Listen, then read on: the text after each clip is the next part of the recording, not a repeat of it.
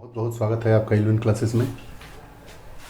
हम पिछले अंक में वेव्स तरंग विषय को प्रारंभ किए थे। तरंग किसे कहते हैं उसकी परिभाषा को समझे थे, तरंग के प्रकार को समझे थे। दो प्रकार उसमें तरंगों के प्रकार में था, यांत्रिक तरंगे और विद्युत चुंबकीय तरंगे। यांत्रिक तरंगों के बारे में हमने पिछले अंक में सविस्तार पढ़ा। यांत्रिक तरंगों में उसका डिवाइडेशन दो प्रकार से किया गया था, अनुप्रस्थ तरंगे, अनुदैर्ध्य तरंगे। अनुप्रस्थ तरंगे में क्या होता है कि जो माध्यम के कण होते हैं उनके संचरण की दिशा और कंपन की दिशा दोनों अलग अलग होती है। जो कंपन की दिशा होती है वो लंबवत होती है और संचरण की दिशा एक जिसके तरफ उसको तरंग को भेजा जाता है उधर होती है। तो जो लंबवत होती है कंपन की दिशा माध्यम के कण की, उसमें जो हाईएस्ट पॉइंट होता है हम लोगों ने पढ़ा था, जो हाईएस्ट पॉइंट होता है उसको हम लोग देखे, उसके बाद नीचे वाला परत को गर्त को देखे। ठीक, उसके बाद हमने पढ़ा अनुदैर्ध्य तरंगों के बारे में। अनुदैर्ध्य तरंगों में संचरण की दिशा और माध्यम में कण की दिशा, कंपन की दिशा वो एक ही दिशा में होती है। उसमें हमने पढ़ा कि जब दो उस माध्यम में जब कण आसपास आएंगे तो उनकी स्थिति क्या होगी और जब दूर दूर जाएंगे तो उनकी स्थिति क्या होगी। जब पास पास आएंगे तो संपीड़न कहा जाता है उसको, और जब दूर हो जाएंगे तो विरलन की अवस्था होती है। उसके बाद हमने देखा कि अनुदैर्ध्य तरंगे किस माध्यम में चल सकती है, अनुप्रस्थ तरंगे किस माध्यम में चल सकती है। तो अनुदैर्ध्य तरंगे तीनों माध्यम में चल सकती हैं, ठोस, द्रव और गैस। लेकिन जो हमारी अनुप्रस्थ तरंगे हैं वो केवल आपके या तो तनी हुई डोरी हो या कोई तरल द्रव्य हो, उसके पृष्ठ अगर तनाव है तो उस पर वो संचारित हो सकती है या ठोस में। उसके बाद हमने उस विषय में पढ़ा। उसके बाद एक अपवाद स्वरूप देखा कि जो स्टील हमारा होता है वो उसमें अनुदैर्ध्य और अनुप्रस्थ दोनों टाइप की तरंगे संचरित हो सकती है। आपसे मेरा एक निवेदन है, हमारी वीडियोस को कृपया शुरू से अंत तक देखें। यह जो हमारी कक्षा होती है वो जिस विषय को लेकर प्रारंभ की जाती है उस विषय को उसमें समापन कर दिया जाता है। जो आगामी पीसीएस की परीक्षा, आरओ की परीक्षा, यूपी पीसीएस 2021, आरओ 2021 प्री और आपके उत्तर प्रदेश के द्वारा उत्तर प्रदेश में आयोजित होने वाली उत्तर प्रदेश पीजीटी परीक्षा या जीआईसी प्रवक्ता की परीक्षा या यूजीसी नेट में जो जीएस के विषय होते हैं उसके लिए ये अति महत्वपूर्ण है। कृपया हमारी वीडियोस को शुरू से अंत तक देखें। आप हमसे जुड़ भी सकते हैं @इल्विन क्लासेस सर्च करके। आप यूट्यूब पे, इंस्टाग्राम पे, ट्विटर पे, टेलीग्राम पे आदि विभिन्न सोशल नेटवर्क साइटों पे आप हमसे जुड़े और हमारे चैनल को आगे बढ़ाएं। आइए आज के अंक में हम लोग आगे बढ़ते हैं। परिभाषा, तरंग किसे कहते हैं। हमने जैसे पढ़ा कि तरंग किसी माध्यम में उत्पन्न विक्षोभ है जो उद्गम बिंदु से माध्यम के कणों के वास्तविक स्थानांतरण के बिना सभी दिशाओं में संचारित होता है। तरंगे दो प्रकार की होती है, यांत्रिक तरंगे।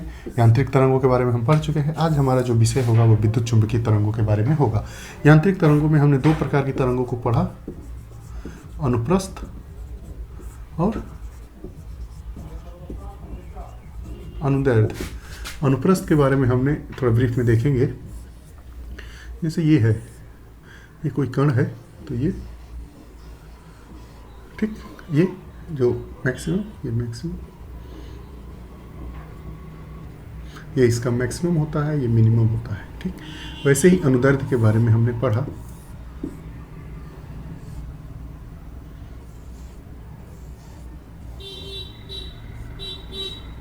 ये कोई माध्यम है आपका, अनुदैर्ध्य तरंगे, ये कण है, कंपन करेंगे और जो इनके बीच में ये जो कणों के बीच की स्थिति होगी वो देखिए, कभी एकदम समीप होगी और कभी दूर दूर होगी। ठीक, ये वाली जो स्थिति होगी इसको हम विरलन बोलेंगे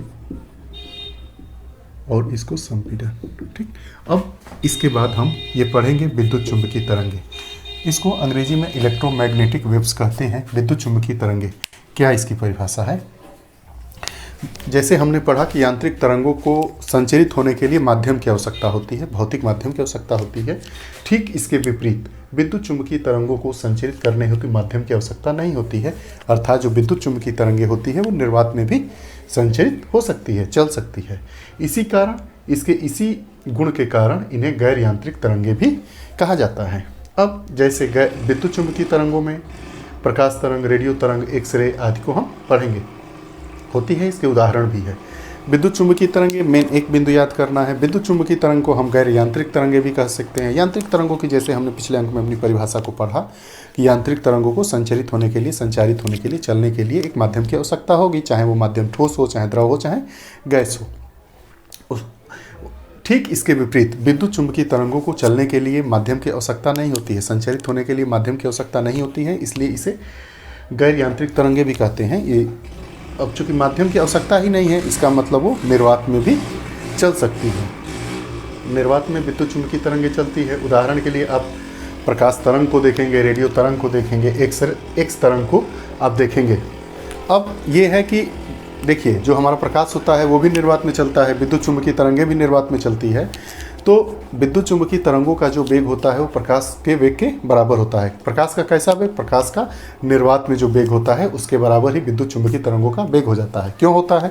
अभी आपने समझा कि विद्युत चुंबकीय जो तरंगे होती है उनको चलने के लिए माध्यम की आवश्यकता नहीं होती है, वो निर्वात में भी आवागमन कर सकती है। और प्रकाश को भी चलने के लिए माध्यम की आवश्यकता नहीं होती है, संचालित होने के लिए, संचरित होने के लिए, जो भी भाषा का प्रयोग आप करिए। तो इसलिए विद्युत चुंबकीय तरंगों की जो स्पीड होगी वो जो प्रकाश तरंगे होंगी, प्रकाश की चाल जिसे कहेंगे, प्रकाश की चाल के बराबर होगी। लेकिन प्रकाश की चाल स्टील में, द्रव में, हाइड्रोजन में नहीं, निर्वात में प्रकाश की चाल के बराबर विद्युत चुंबकीय तरंगों की चाल होती है। तो प्रकाश की निर्वात में चाल कितनी होती है? 3 × 10⁸ मीटर पर सेकेंड, या इसको किलोमीटर में विभक्त करेंगे तो 3 × 10⁵ किलोमीटर पर सेकेंड। देखिए, ये अगर ये मीटर में, अगर किलोमीटर में बदलना है तो इसको हम किलोमीटर में कैसे बदलेंगे? यहाँ देखिए, 3 × 10⁸ 1000 से भाग दे देंगे। 1000 को हम क्या लिखेंगे? 3 × 10⁸ बटा आपका 10⁻³ पावर से पावर कट गया, ये हो गया 3 × 10⁵ किलोमीटर पर सेकेंड। अगर इसको किलोमीटर पर सेकेंड में लिखना हो तो 3 × 10⁵ ठीक। हाँ, अब देखिए, तरंग दैर्घ्य का जो परास होता है, परास मतलब एरिया, क्षमता उसकी, ठीक, वो कितना होता है? 10⁻⁻14 मीटर से लेकर 10⁸ मीटर तक, इसी के आसपास होता है। अब प्रमुख विद्युत चुंबकीय तरंगे कौन है? प्रमुख विद्युत चुंबकीय तरंगों को हम देखेंगे आरोही क्रम में, मतलब बढ़ते क्रम में। उस कौन होती है, क्या होती है, उनका क्या उपयोग होता है, ज़्यादा जो प्रश्न पूछे जाते हैं उनके हिसाब से हम इसको देखेंगे। तो जो हमारी गामा किरण है, गामा रेस इसे कहेंगे, इसकी आवृत्ति उच्च होती है। इसका तरंग दैर्घ्य होता है 10⁻16 मीटर से लेके 10⁻10 मीटर तक। इसका प्रयोग क्या है, इसका उपयोग क्या है? तो चिकित्सकीय क्षेत्र में कैंसर कोशिकाओं को नष्ट करने में इसका प्रयोग होता है। तो जो गामा किरण होती है उसकी आवृत्ति कैसी होती है? उच्च होती है। उसके बाद एक्स किरण भी कैसी तरंग है? विद्युत चुंबकीय तरंग है। तो एक्स किरण का तरंग है 10⁻13 मीटर से लेके 10⁻8 मीटर होता है। अगर इसे हम नैनोमीटर में विभक्त करेंगे, ठीक है, तो ये देखिए, एक नैनोमीटर कितने के बराबर होता है? 1 × 10⁻⁹, ठीक है। तो 1 × 10⁻⁻ कटा देंगे तो 10⁻⁻4 नैनोमीटर हो जाएगा, ठीक, मीटर। तो या तो ऐसे पूछता है या तो ऐसे पूछता है। तरंग दैर्घ्य जो होगा एक्स किरण का वो 10⁻13 मीटर, या इसको अगर नैनोमीटर में विभाजित करेंगे तो भाग दे देंगे 10⁻9 से, तो 10⁻4 नैनोमीटर से लेके 10⁻8 मीटर तक होता है। इसका भी प्रयोग चिकित्सकीय उपयोगिता में किया जाता है। उसके बाद विद्युत चुंबकीय तरंगों में एक प्रमुख तरंग होती है पराबैंगनी तरंग, अल्ट्रावायलेट जो वेव्स होती है। ये उत्पन्न कहाँ से होती है? आपने पढ़ा होगा कि जो सूर्य की किरणें आती हैं, सौर्य किरणें, उसमें यूवी पराबैंगनी तरंगे भी होती है, पराबैंगनी किरणें होती है। तो वही देता है कि जो इसका पराबैंगनी किरणों का सोर्स होता है वो अत्यधिक गर्म पिंड होते हैं, या विशेष लैंप के माध्यम से भी हम पराबैंगनी तरंगों को उत्पन्न कर सकते हैं। इनका जो परास होता है, तरंगदैर्घ्य का परास, वो क्या होता है? 10⁻10 मीटर से लेके 4 × 10⁻7 मीटर तक। अब इनके तरंग दैर्घ्य के आधार पर पराबैंगनी जो किरणें होती हैं उनको तरंग दैर्घ्य के आधार पर 3 पार्ट में इसको डिवाइड किया गया है। पहला, ए टाइप की पराबैंगनी किरणें, उसके बाद बी टाइप की पराबैंगनी किरणें, उसके बाद सी टाइप की पराबैंगनी किरणें। जो ए टाइप की पराबैंगनी किरणें होती हैं वो पृथ्वी तक पहुंचती हैं। बी टाइप की जो होती है वो आंशिक रूप से ओजोन परत के पर द्वारा अवशोषित हो जाती है, और जो सी टाइप की है वो भी पृथ्वी तक पहुंचती है। समझिए, अल्ट्रावायलेट जो रेज होती है उनको उनके तरंग दैर्ध्य के परास के आधार पे 3 पार्ट में डिवाइड किया गया है। एक A type, B type, C type. A type की जो किरण है जो आसमान से ऊपर आएगी तो सीधे पृथ्वी पर आएगी। बी टाइप की होती है ओजोन परत के द्वारा उसको क्या कर लिया जाता है, सोख लिया जाता है, अवशोषित कर लिया जाता है। जो तीसरे टाइप की होती है पराबैंगनी का प्रकार जो सी होता है पराबैंगनी किरणों का, उसका क्या होता है, वो किरणें आती हैं लेकिन ओजोन परत में छिद्र होने के कारण वो पृथ्वी पर भी आ जाती है। तो 2 किरणें पृथ्वी पर आती है, अल्ट्रावायलेट की ए टाइप की और सी टाइप की। प्रश्न ये पूछेगा कि अल्ट्रावायलेट की जो किरणें होती हैं A type, B type, C type, तो कौन सी किरणों का प्रकाश, ठीक है, या कौन सी किरणें पृथ्वी तक आती है। तो जो ए टाइप की होती है और सी टाइप की होती है। ए टाइप की कैसे आती है, ये डायरेक्ट पृथ्वी पर आ जाती है, और जो सी टाइप की होती है वो ओजोन क्षरण के कारण पृथ्वी तक पहुंच जाएगी। ठीक, उसके बाद इनका परास क्या होता है, तरंग दैर्ध्य। जो ए टाइप की किरण है जो पृथ्वी पहुंचती है 320 नैनोमीटर से 400 नैनोमीटर तक, जो आंशिक रूप से ओजोन परत द्वारा अवशोषित हो जाती है वो 280 नैनोमीटर से 320 नैनोमीटर, और अल्ट्रावायलेट का जो सी टाइप होता है वो 100 नैनोमीटर से 280 नैनोमीटर तक होता है। ये बात हो गई हमारी पराबैंगनी तरंगों की। उसके बाद विद्युत चुंबकीय तरंग का एक अगला उदाहरण है या होती है दृश्य प्रकाश तरंग, विजुअल लाइट वेव। जो हम अपने जो अपने नेत्र से, मानव नेत्र से जो प्रकाश हमें विजुअल होता है वो दृश्य प्रकाश होता है। ठीक है, जो हमारी आँख होती है वो नीले रंग के प्रति ज़्यादा केंद्रित होती है। ठीक, मतलब नीले रंग को देखने में सुग्राह्यता का अनुभव होता है या संवेदनशील होती है। अब देखिए दृश्य प्रकाश, ये तरंग विद्युत चुंबकीय स्पेक्ट्रम के वे भाग हैं जिनके लिए मानव नेत्र संवेदनशील होता है। इनका जो तरंग दैर्ध्य होता है वो कितना होता है, 400 नैनोमीटर से 700 नैनोमीटर।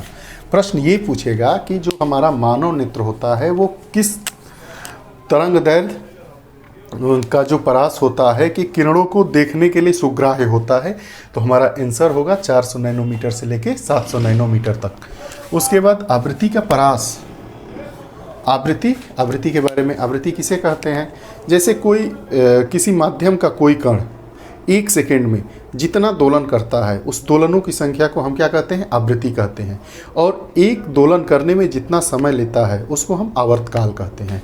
तो ये आवृत्ति की बात। तो आवृत्ति का हमारा जो परास है वो 10⁻14 हर्ट्ज टू 7 × 10⁻14 हर्ट्ज तक होता है। अब देखिए शुद्ध स्पेक्ट्रम रंग, इसका तरंग दैर्ध्य बढ़ते क्रम में देखिए 6 रंगों की बात हुई है, बैगनी, नीला, हरा, पीला, नारंगी और लाल। उसका ये तरंग दैर्ध्य का परास है और ये रंग है बैगनी और नीला। बैगनी और नीला जो रंग होता है वो लघु तरंग दैर्ध्य क्षेत्र के अंतर्गत आता है। प्रश्न ये पूछता है कि जो शुद्ध स्पेक्ट्रम कलर होते हैं जो मानव की आंखों के लिए ज़्यादा संवेदनशील होते हैं, उनमें लघु तरंग दैर्ध्य क्षेत्र की कौन कौन से प्रकाश हैं, कौन कौन सी किरणें हैं या रंग हैं, तो बैगनी और नीला। बैगनी का जो तरंग दैर्ध्य होता है वो 380 नैनोमीटर से 450 नैनोमीटर तक होता है। नीला का जो तरंग दैर्ध्य होता है 450 से 495 नैनोमीटर तक होता है। जो हमारा नीला रंग होता है वो मानव नेत्र हेतु ज़्यादा संवेदनशील होता है। इसको इम्पॉर्टेंट लिखेंगे, कई बार परीक्षाओं में पूछा गया है। उसके बाद हरा जो रंग है उसका जो तरंग दैर्ध्य होता है 495 से लेके 750 नैनोमीटर तक। उसके बाद पीला जो होता है 570 से 590 नैनोमीटर तक। नारंगी रंग होता है, इसका तरंग दैर्ध्य होता है 590 से 620 नैनोमीटर तक, और लाल होता है 620 से 750 नैनोमीटर तक। तरंग के बारे में हम लोग यांत्रिक तरंगों को पढ़े हैं। उसके बाद आज का टॉपिक जो हमारा है विद्युत चुंबकीय तरंग जिनके लिए भौतिक माध्यम की आवश्यकता नहीं होती है। देखिए यहाँ देखिए हम पढ़े तरंग में यांत्रिक तरंगों को हम पढ़ चुके हैं, अनुप्रस्थ और अंतरिक्ष तरंगों के बारे में पिछले अंक में। अब विद्युत चुंबकीय तरंगों की बात करते हैं। विद्युत चुंबकीय तरंगों को संचारित होने के लिए माध्यम की आवश्यकता नहीं होती है, अर्थात ये निर्वात में भी चल सकते हैं। और चूँकि निर्वात में चल सकते हैं, प्रकाश को भी चलने के लिए, संचारित होने के लिए माध्यम की आवश्यकता नहीं होती है, तो प्रकाश की चाल जितनी निर्वात में होगी, विद्युत चुंबकीय तरंगों, विद्युत चुंबकीय जो होता है उसका भी जो वेग होगा प्रकाश के निर्वात में वेग के बराबर होगा। तो प्रकाश का निर्वात में वेग कितना होता है? 3 × 10⁸ मीटर पर सेकेंड या 3 × 10⁵ किलोमीटर पर सेकेंड। हमने समझा, चूँकि 1 किलोमीटर में 1000 मीटर होता है, 1000 मीटर को 10⁻³ मीटर भी लिख देंगे। उधर 3 × 10⁸ अपान 1 × 10⁻³ करेंगे, कटा देंगे, 3 × 10⁵ किलोमीटर पर सेकेंड या 3 लाख किलोमीटर पर सेकेंड प्रकाश के निर्वात में चाल होती है। वही चाल हमारी विद्युत चुंबकीय तरंगों की भी होती है। अब विद्युत चुंबकीय तरंग जब निर्वात में चल देती है, इसका उदाहरण क्या हमने देखा? प्रकाश तरंग, रेडियो तरंग, एक्सरे। अब इसका जो परास होता है, तरंगदैर्घ्य का परास वो 10⁻⁻14 मीटर टू 10⁸ मीटर होता है। उसके बाद हम गामा किरण पढ़े। गामा किरण उच्च आवृत्ति की किरणें होती हैं जिनका परास होता है 10⁻16 मीटर से लेकर 10⁻10 मीटर तक। चिकित्सकीय क्षेत्र में उसका उपचार होता है। एक्सरे चिकित्सकीय उपयोगिता में होता है। उसके बाद हमने पढ़ा परावैगनिक किरणों को। परावैगनिक किरणों के 3 प्रकार होते हैं उनके तरंगदैर्घ्य के आधार पे, एक A type, B type, C type. ठीक। उसके बाद हमने पढ़ा दृश्य प्रकाश क्या होता है। दृश्य प्रकाश का तरंगदैर्घ्य परास होता है 400 नैनोमीटर से 700 नैनोमीटर तक, और जो इसका आवृत्ति परास होता है 4 × 10⁻14 हर्ट्ज से 7 × 10⁻14 हर्ट्ज तक। उसके बाद जो हमारी आँख के लिए शुद्ध स्पेक्ट्रम रंग इसको कहते हैं, इसमें बैगनी, नीला, हरा, पीला, नारंगी और लाल रंग को देखें। इसका तरंगदैर्घ्य बढ़ते क्रम में हमने देखा। अब आइए विद्युत चुंबकीय तरंगों में अवरक्त किरणें। विद्युत चुंबकीय तरंगों में अगली हमारी जो तरंग है वो अवरक्त तरंग है। ये तरंगे जहाँ पे हमारा दृश्य स्पेक्ट्रम के दीर्घ तरंग के सिरे से संलग्नित होती हैं। इसका उपयोग इलेक्ट्रॉनिक उपकरणों में जैसे टीवी के रिमोट, एसी के रिमोट आदि में किया जाता है। अवरक्त किरणें ये भी विद्युत चुंबकीय तरंगे हैं। अवरक्त किरणें भी क्या हैं? विद्युत चुंबकीय तरंगे हैं। ये किरणें तरंग दृश्य, ये जो तरंगे या किरणें हैं वो दृश्य स्पेक्ट्रम के दीर्घ तरंगदैर्घ्य के सिरे से जुड़ी होती है। जैसे ये दृश्य तरंग में हमने पढ़ा, उसके ये दीर्घ वाले सिरे से जुड़ने वाली जो तरंग होती है वो अवरक्त तरंगे होती हैं, इंफ्रावेव्स। ठीक। अब आगे इसका प्रयोग किस में होता है? ये कौन सी है? दृश्य स्पेक्ट्रम तरंग। ठीक। इसका ये कौन सा सिरा है? दीर्घ तरंगदैर्घ्य वाला। अब सूक्ष्म तरंगे। सूक्ष्म तरंगे भी आपकी विद्युत चुंबकीय तरंगे होती हैं। सूक्ष्म तरंगे, इनकी आवृत्तियाँ गीगाहर्ट्ज के परास में होती है, जिनका तरंगदैर्घ्य लगभग 1 मिलीमीटर से 0.1 मीटर के बीच होता है। इनका प्रयोग जो होता है, जो घरों में माइक्रोवेव ओवन होता है उसमें इसका प्रयोग होता है, या मोबाइल फ़ोन के वाईफाई में सूक्ष्म तरंगों का प्रयोग किया जाता है। उसके बाद हमारी जो अगली विद्युत चुंबकीय तरंग है रेडियो तरंग। रेडियो तरंग ये क्या है? सभी विद्युत चुंबकीय तरंगों में रेडियो तरंगों का तरंगदैर्घ्य सर्वाधिक होता है। पूछा जाता है कि सबसे ज़्यादा तरंगदैर्घ्य किसका होता है? तो रेडियो तरंगों का। किसमें? विद्युत चुंबकीय तरंगों के में जितने प्रकार की विद्युत चुंबकीय तरंगे हैं उसमें सबसे ज़्यादा तरंगदैर्घ्य किसका होता है? रेडियो तरंगों का। तरंगदैर्घ्य ज़्यादा होगा, आवृत्ति कम होगी। इसका जो तरंगदैर्घ्य होगा वो 1 नैनोमीटर से प्रारंभ होकर कई किलोमीटर तक होगा। नैनोमीटर मतलब 1 × 10⁻⁻10। ठीक। मीटर तो उससे ले जाके किलोमीटर तक, 1 किलोमीटर में 1000 मीटर होता है। और ये नैनोमीटर देखिए कितनी बड़ी चीज़ है, मतलब लगभग 13 गुना के आसपास, 13 और 3 16 गुने के आसपास जो इसकी आवृत्ति होती है रेडियो तरंगों की, उसको किलो हर्ट्ज से लेकर मेगा हर्ट्ज में व्यक्त किया जाता है। और जो रेडियो तरंगे होती हैं उनका उपयोग रेडियो संचार एवं दूरदर्शन की संचार प्रणालियों में होता है। जो हम लोग एफएम सुनते हैं रेडियो पे, उसका क्या होता है? तरंगदैर्घ्य